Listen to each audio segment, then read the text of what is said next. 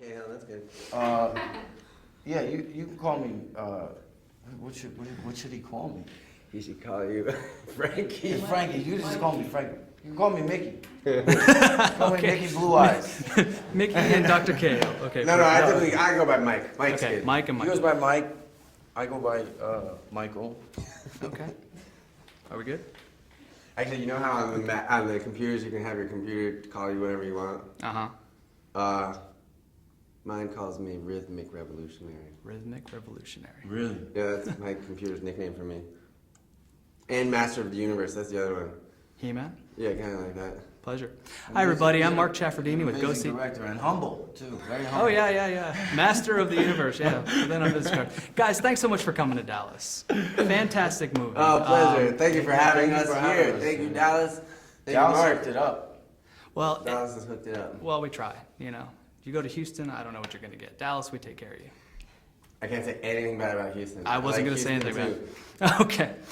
Well, guys, it's a fascinating movie. It's real sly sci-fi. Thanks. It's more idea-driven than effects-driven. Thanks. And yeah, the thing that's most amazing about it is that it feels so natural. So, you know, your chemistry with Britt Marling is very palpable. Maybe start off with that. How difficult was it to create the script? And are a lot of your scenes with Britt kind of ad-libbed and kind of improvised? The environment on set was one in which I really wanted to encourage, the best thing you can do as a director is find the greatest actors. And I was really, really fortunate to have Michael, Britt, Astrid, Steven, Archie,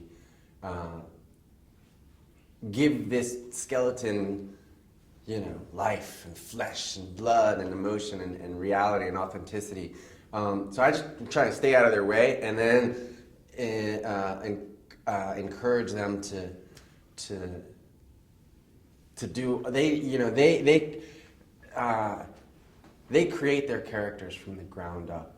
They're three-dimensional characters. They are characters with backstories and histories that exist prior to the first page of the film, and that's the work that they're doing and they're bringing to the table, and that is an incredible resource for a director.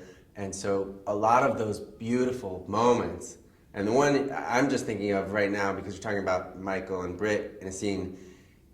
Oh, it's a swear. It's when he says, she says, go to India, and when he accepts, he says, oh, you're so fucking stubborn. Which is, it's so beautifully written in the moment, improvisatorially. But also... because it's subtextual, because he's basically, the subtext is, I love you. Yeah. And yet he's saying, you're so fucking stubborn. And that's film writing right there. It's brilliant. Mm-hmm. I think, you know, I was very often very pleasantly surprised with some of Mike's talents on set for being such kind of a young filmmaker, you know, in the sense where he's done 2 films before this. And I gotta say, I haven't seen that. I've seen it with older directors, you know, someone like Martin Scorsese or someone like Gus Van Sant, but not with younger directors. And what it is having such a clear vision. He has such a clear vision of where he wants to go, and what is right for those characters, and what is not right for those characters. But he's able to set up a situation for the actors to play and give him things. And so maybe to the naked eye, or to someone who doesn't doesn't do that for a living, it could seem as though like he's just hanging out. Yeah, or I'm coming up with things but what's interesting, it's all about vibe. Making a vibe on a set, a performance can just flourish.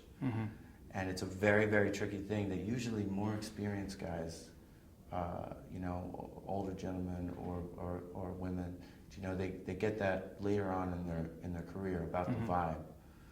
And it's something that I don't know how aware of it he is, what he's letting on to, or if he's playing dumb, but it's something that he's got, and it's huge. It's huge.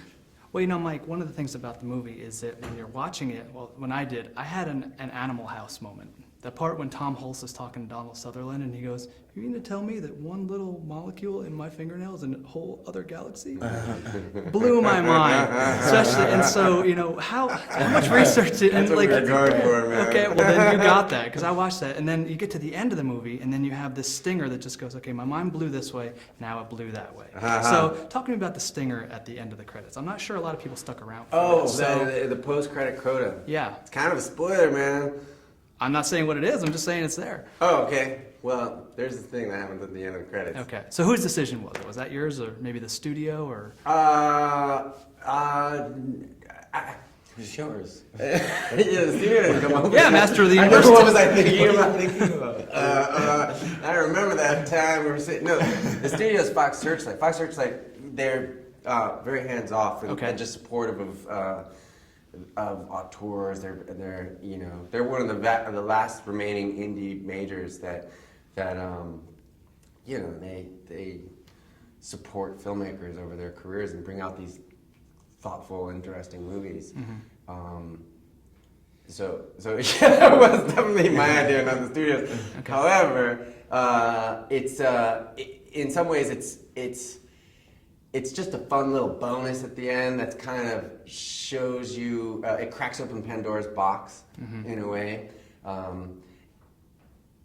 And I don't want to tell you what it is. That's if you fine. haven't seen it. Well, It's the hidden track on the record. I mean, you got to Okay. buy the record and Yeah, check find it out. Experience it. Yeah. Well, the good thing about it Hidden is, tracks. They were like, if you leave the last song playing for a long, long time, unlike the old school, like it's Yeah. different now with MP3s. You can't- yeah, you or can't it used to be on cassettes too. But you know, Yeah. when you get to that, it actually harks back to something that was explored in the film. I mean, the film ends very, very subtly and satisfactorily, and you walk out feeling, well, like you've learned something, and then all of a sudden it hits you. But it also, like I said, it comes back to an idea that was presented earlier. Things like Thomas Mapother's inclusion, Ian seeing the 11s. Were there other ideas? that William were, Maypother. William. Oh yeah, Thomas. It's all right. Okay. Were there other ideas that kind of came by the wayside because they were unexplored, undeveloped, or red herrings, or? Well, his inclusion was a red herring. It's just sort of a literary technique or a filmmaking technique to sort of hijack the viewer's mind and give them a clue that doesn't end up coming to fruition for a very good purpose. Decoy structure. Yeah, and other things that didn't get into film. I mean, there's a wealth of wonderful performance things and beautiful things in a 2.5-hour version of the film or 3-hour version of the film that's not there. This is like a lean cut of it. But the film, there's a lot. It's pretty dense as it is, man. We pack in romance, science, spirituality, worms, white peacocks. Worms with eyeballs. Worms with eyeballs. As an actor, you know, I very often you go and you play your character, and then there's the edit, and things are taken out. In I Origin specifically for me, things were taken out, and there's a lot of great performance things that were taken out from everyone. Okay. Right. From all the characters, but with this film, for me, it makes sense why they were taken out. Well, Mickey Blue Eyes, Dr. Cahill, it's awesome. I was entertained and enlightened, so you blew my mind. Like I Oh said. man, Thanks so much. we blew your mind twice to the right and to the left. Again, sometime.